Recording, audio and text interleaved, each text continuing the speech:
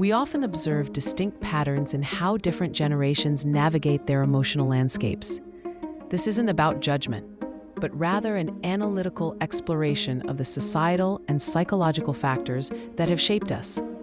Today, we delve into why many from the boomer generation may appear emotionally immature compared to younger generations. The boomer generation grew up in a post-war era, heavily influenced by the stoicism of their parents.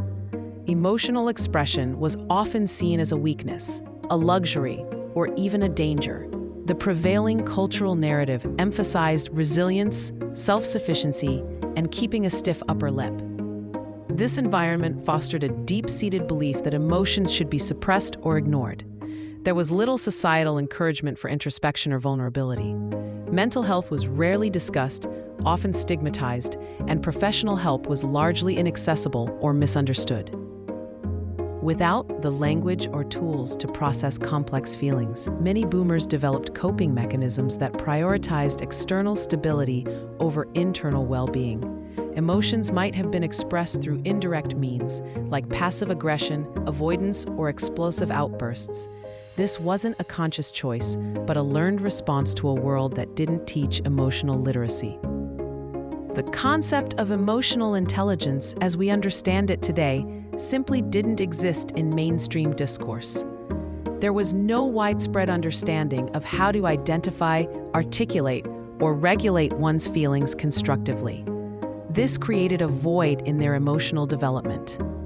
Fast forward to today, and we see a profound shift.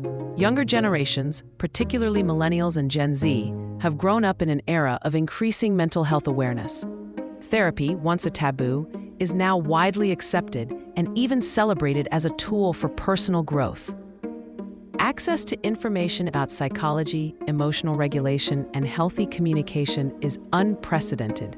We are taught to identify our feelings, understand their origins, and express them in constructive ways. This exposure fosters a level of emotional maturity that was simply unavailable to previous generations. This disparity in emotional development often creates significant friction in intergenerational relationships. Younger generations, equipped with a vocabulary for feelings and a desire for authentic connection, may find their boomer parents' emotional responses confusing or frustrating. They might perceive a lack of empathy or an inability to engage in deep, vulnerable conversations. Boomer parents, in turn, might view their children's emotional openness as oversensitivity or an unnecessary focus on internal states. They may struggle to understand the need for constant validation or the emphasis on mental well-being, having been taught to simply get over it. These differing emotional paradigms can lead to misunderstandings and strained dynamics. It's crucial to approach this topic with empathy, not just critique. Boomers were products of their time, doing the best they could with the resources and understanding available to them. Their emotional immaturity is not a personal failing, but a reflection of systemic limitations. They often carried the burdens of their own parents' unaddressed traumas and societal pressures. Understanding this historical context allows us to move beyond blame and towards compassion. It helps us recognize that their emotional responses, while sometimes challenging, stem from a place of limited emotional education, not necessarily a lack of love or care.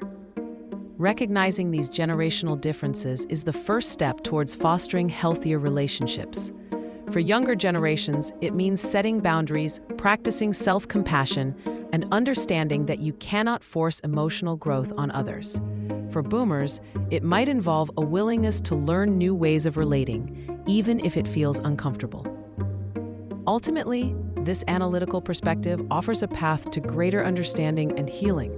By acknowledging the past, we can work towards breaking cycles of emotional suppression and building more emotionally intelligent connections for the future.